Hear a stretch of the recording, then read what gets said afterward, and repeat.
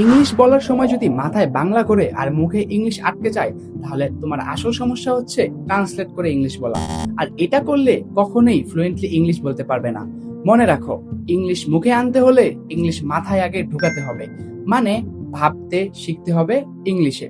ধরো তুমি ক্ষুধার্ত, এখন আমার খিদে পেয়েছে ভাবলে তারপর আই এম হাংরি বললে ইংলিশ ফ্লুয়েন্ট হবে না, ততক্ষণে কনভারসেশন শেষ। কিন্তু যদি সরাসরি মাথায় আসে আই এম হাংরি, তাহলে মুখ থেকে ইংলিশ বেরিয়ে আসবে একদম ন্যাচারালি এবং স্মুথলি। এখন প্রশ্ন হলো, কিভাবে ইংলিশে ভাবার অভ্যাস করব? খুবই সিম্পল। তুমি যা করছো সেটা মনে মনে ইংলিশে বলো। ঘর গুছাচ্ছ, বলো I am cleaning my room.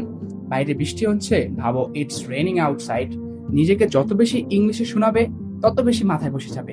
আরেকটা মজার ট্রিক, নিজেকে ন্যারেটর বানাও। মনে মনে নিজের দিনটা একটা কমেন্ট্রি দাও। For example, now I am opening my bag. So like you, যখন তুমি যেটা করবে তখন সেটার ইংলিশে বলবে, now I am opening my bag, I am taking out my book, time to study. ব্যাপারটা শুনতে অদ্ভুত হলেও কাজটা দারুণ করে। ভুল করলেও চিন্তা নাই, তুমি তো ইংলিশ শেখার প্রসেসে আছো। যত বেশি ভাববে তত বেশি ফ্লুয়েন্সি বাড়বে। গ্রামার পারফেক্ট না হলেও চলবে, ভাবনা ইংলিশে হলেই একটা ফ্লো চলে আসবে। সো তাই আজকে থেকে ট্রান্সলেট বন্ধ করো, ভাবতে শিখো ইংলিশে। আর এরকম relatable real spoken English tips পেতে ফলো করো পড়ালেখা একাডেমিকে। Thank you for watching. আল্লাহ হাফেজ।